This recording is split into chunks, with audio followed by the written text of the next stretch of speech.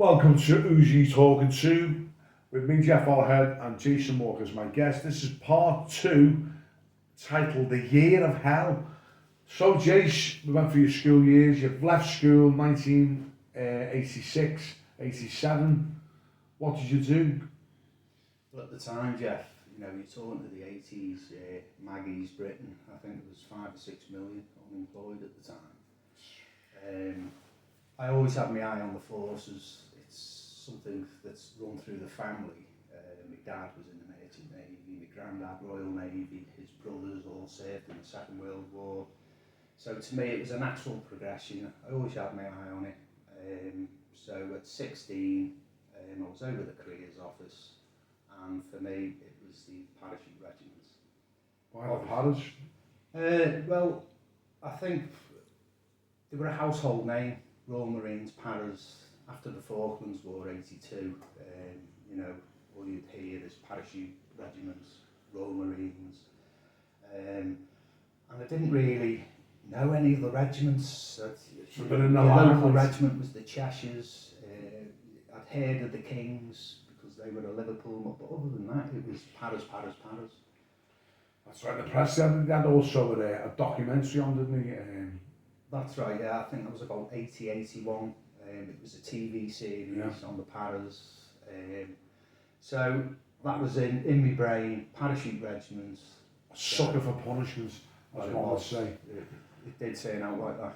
So let's just tell, like, if a young lad's watching this, how did you come about? Did you have to apply, or how did you get into the You basically go over the careers office. At the time it was in Birkenhead, and you do the exam. Yeah. And it's how well have you done on that exam as to the opportunities that you're given. Now me with my schooling, I wasn't the best, I wasn't the sharpest pencil in the pencil case, shall we say. Okay. So I did the exam. He come back, sat down, he said, right, he said, your maths is absolutely terrible. He said, son, you can go in the infantry, or the infantry. Now what's it going to be? Or the pioneers. Digging graves. But if you've done really well, it's a case of, you can go in the artillery, the engineers, this, that. The Army Air Corps. So you get a choice. I got no choice, it was the infantry. I said, right, Parachute Regiment it is for me, and away I went. I was 16. So what sort of steps? So you went there, you passed the exam with flying colours. You've offered the infantry, you've chose the Parachute Regiment.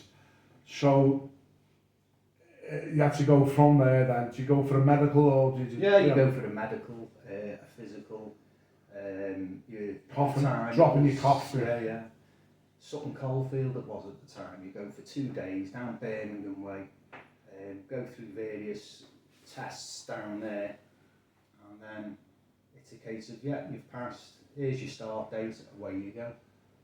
Just like that? Yeah. Promised, and also, because at the time YTS was rife for the school leavers, where it's youth training scheme, you get like £25 wages. What was the wage difference then? What was your offering? Can you remember, like, sort of the pay?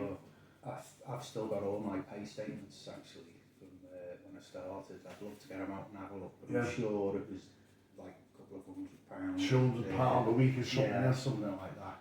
Which is big money then days, at 16. That was the draw for me, thinking, how much? They're giving you £200 a week. Little did I know it was going to be hell, which, by the way, I must admit, the Para Regiment says along with the Marines, the hardest training to. Well, apart from Special Forces, P Company is renowned as the hardest physical test in the British Army. Now let's not forget the Royal Marines are part of the Royal Navy. They're not part of the Army. So a lot of people seem to miss that out. They think the Royal Marines are part of the Army. They're actually part of the Royal Navy. There you go, folks. So hang on, let's take it then. You go to Junior Paras. Junior Paras at the time was in Pearbright in London, Surrey. It was the Guards depot at the time. There was, the Welsh Guards, the Irish Guards, the Scots Guards, the Blues and Royals, the whole Guards division. The Grenadiers. So we turned up there, Massive camp. I think it could hold it, 2,000 guardsmen if it was full. Were they all junior, were they all trained, or were they actually I think they were junior and senior there at the time. And then there was about 100 little paras shoved at the end, so to speak. So we spent 6 months in Pairbryte. I remember there was about 57 of us started. At the end of the 6 months, there was 33 of us left. Can you remember your first day when you got into the camp, and what was your first sort of... My first day was, I remember going to bed that night and thinking, I'm in this strange place, and I woke up in the morning. They used to have them large strip lights. Yeah. Come in, they'd press, and you'd hear that zzz, boom, as the lights would come on. And the first morning, I woke up, I heard that zzz, boom, and straight away it's, get your feet on the floor, get your feet on the floor. You had to swing out of bed, put your feet on the floor. But I remember waking up and, where am I? I was all confused and disorientated, expecting to see my bedroom at home, and I was Mommy, can you get me some more porridge? where am I? Yeah. And I must have closed my eyes for a split second, and I just remember being lifted, or felt a sensation. And what it was, the corporal had come to the end of the bed, picked it up above his head, and boom, he threw me into the wall, but the bed snapped in half. So that was my first morning. I was traipsing out to stores with half a bed in each of it. Can I have a new bed, please? That was my first morning. Seriously, yeah, she could have broke your back. Hey, so like Hong Kong Philly, straight away. So straight away, do you think you got victimised because you stayed in the bed the longest? Or do you remember your corporal, or it was... Yeah, Jim Bolton, his name was. Oh, Bolton. Yeah. Where was he from? Oh, I can't remember. The Parachute Regiment recruit from all over Great Britain. So you get a mix of all kinds in there, jocks, Irish, Welsh, lads from London, up north. It's a mixture of everyone, and that reflects on the instructors, obviously, they're from all over. Oh. So, straight away, you get your sort of your section, is that correct? You stay in a section, and tell me a bit about like your normal day in training. What would it consist of? Yeah, it was fast, it was brutal, it was up, 10-mile run, something like that, come back, weapon training, first aid, map reading. It was fast, it was furious, the days went quick, it was full. You never got hardly any time to yourself, and it could be brutal at times. What about feeding? Did you have the time to get your, a nice meal? Everything was rushed. You'd be over the cookhouse, 5 minutes back. There was always something to be getting on with. You couldn't hang around, and we were always pitted because the guards were there. Everything was pitted against the guards, as in competition against them all the time, and cross-country runs and everything and anything. And if you lost, God forbid, you were what would we call beasted. Beasted, yeah. Yes, that's the same. I mean, beasting is, for the folks at home, it's a kind of punishment for not winning, if you like, and it was done physically in numerous ways, So you lost the cross country against the guards, right? What was the para beast in there? It could be various things. I mean, they were very brutal, as in find a hill, sprinting up and down it until you dropped, basically. I've seen them on the telly, and what I received was the bunny hops, where you're in a low position, like you crouch and you got to go up, but you got to carry your rifle. And do you know what? It's impossible. I couldn't even imagine. Wombat shells you were saying about as well. Is that like an artillery shell? Imagine being on the parade square. Another scenario. You're learning how to do drill on the parade square. Every regiment. What drill do you mean, like marching? Learning how to march, salute, all the rest of it. Yeah. And it's funny, you look at the different regiments and the different ways they would punish you if you got some of the marching wrong. The paras would use a wombat shell, 4 or 5 inch shell. I think it weighed about 60 pounds. You go to the cell, get put in prison for 40 minutes, an hour maybe, You'd have a long bench, and you hold the shell out, and it'd be up, down, down, up, down, down. The guards, So they you were break. different. They'd have big buffers that you'd buffer the floor with. You'd go in, and you'd have to buffer the ceiling. The King's regiments, they had a bucket full of stones, and you'd be marched around the camp. Different punishments, different regiments, different ways of doing it. Must have cracked it up. I mean, it's a beasting where they just got to break it, don't they? I don't think anyone survived the beasting because then it's not a beasting. Is that You're correct? basically punished for doing something wrong. Did you ever cry? I felt like it at times. Not to the camera. Yeah. I was going to say it on them lines because when I was serving, a lot of lads cried and they just collapsed and they had enough, and then they asked for a DOR, is a dropout on request, a DOR. Now obviously with the Parachute Regiment, statistics, what you're saying, you started off with how many? 57. 57 lads in the juniors, yeah. Okay. We finished with 33. I had a couple of incidents in juniors that, you know, I'll just give you, it wasn't just myself, it happened to everyone. Yeah. I do remember, because I was from up north, a particular corporal took a dislike to me, and he came in one day and he said, tomorrow, Walker. I said, yes, corporal. He said, tomorrow you will bring me a breakfast from, you know, the cookhouse. Yeah. Now, bearing in mind, it's the rules in the cookhouse do not take food out the cookhouse. You've got normally a duty corporal who stood by the door. I'm thinking, how am I going to get a breakfast out of there? You're a Scouser. I said, well, actually, I'm not a Scouser. I used to say, I live on the Wirral. If I say you're a Scouser, you're a Scouser. Okay. In the end, you give up and just, you know. So anyway, I thought, maybe he'll forget. So I went, I'd scram the next day, come back, and all of a sudden I'm called to the office. And in the office there's your 4 corporals, the platoon sergeant, and the officer was actually sat at his desk, and they're all in there having a cup of tea, having a smoke. They all smoked in them days. On the chin wag. I walked in the office, you know, he said, where's my breakfast? I thought, shit, he's, you know, obviously didn't. I said, oh, I'm sorry, corporal, I forgot. And, you know, what made me laugh is the officers actually sat there, so he jumps up, punches me several times. He never punched it in the face, it was always to the body. In the body. No bruise, not the face. Yeah, I go to the floor, he gives me a few boots, and then this is in front of everyone, and none of them say anything, but this is how it was. And then get outside, get yourself in the position. The position? The position, he's against the wall, you know. Oh, stress position. Like that, stress. And he left me there for, as you know, until you collapse basically. I thought, it wasn't just, we all, that same corporal who was pretty brutal.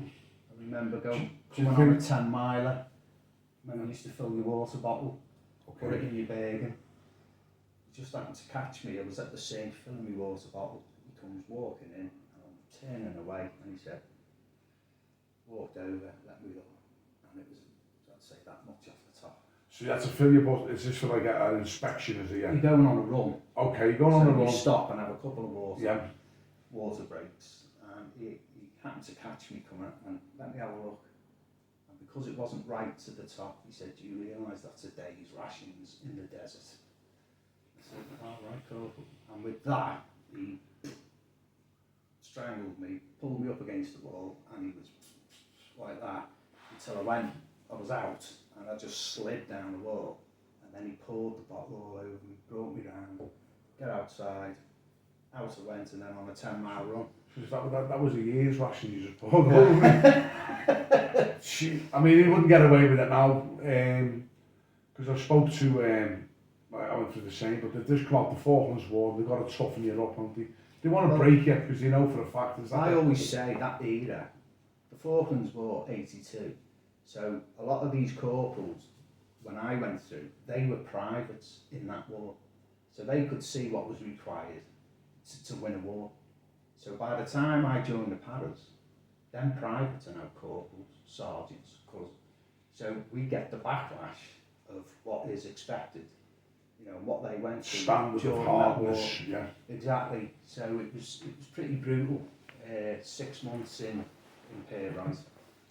So also, touching on now, you did mention about the coloured guardsman. I remember It being... was in the news, wasn't Yeah, he? The first, is it right to show he was the first coloured lad to stand guard at Buckingham Palace on public duties. Yeah, that's right. And So he was in. And we he got went, to the guards depot and there was no coloured people in the guards. There was one guy and he was in the Grenadier Guards, I think it was.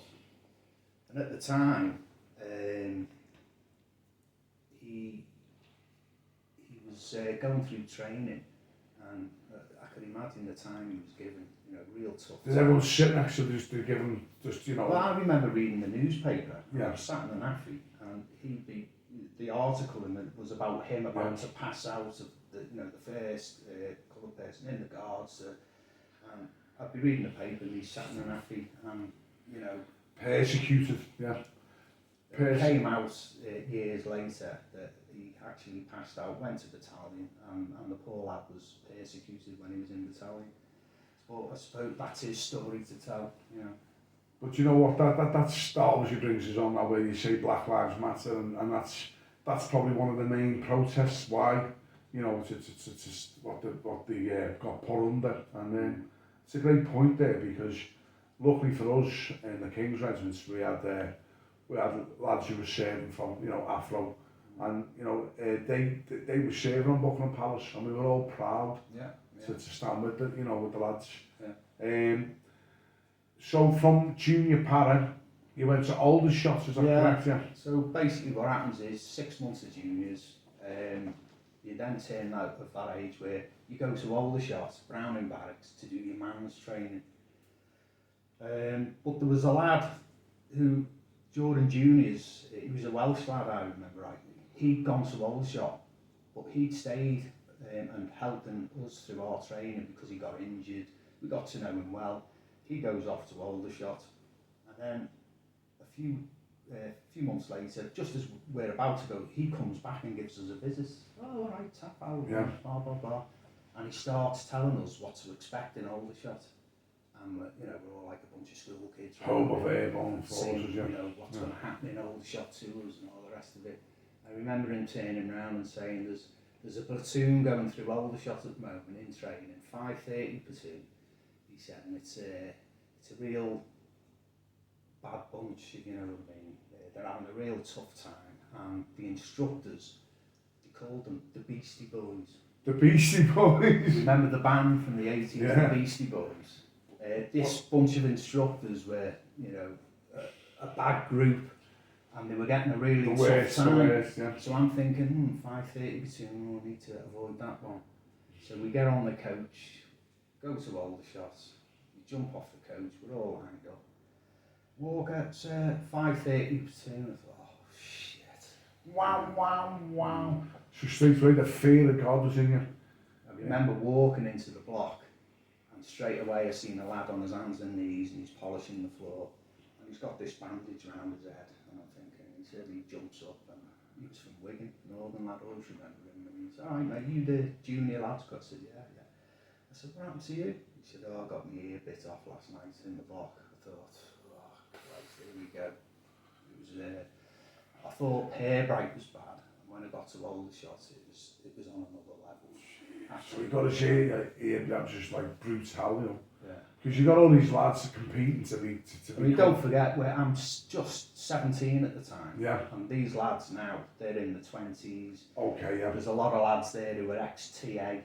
Sort of 28. We actually had a lad there who'd done 5 years in the Foreign Legion, and he'd come across and joined the Paras. I always remember him. So these are the lads you start mixing with, the older boys, if you know what I mean, and all of a sudden life becomes a little bit more difficult. In the Kings, young recruits, or we call sprogs. What do you know what the paratechnology? The Paras, they call everyone Joe. Everyone was Joe. Yeah, everyone was Joe until you passed your training. But so we joined 530 platoon, and the brutality goes up a few notches. The corporals were absolutely brutal. You were punched, kicked, beaten. Or the amount of times it wasn't just me, it was everyone, we all got it.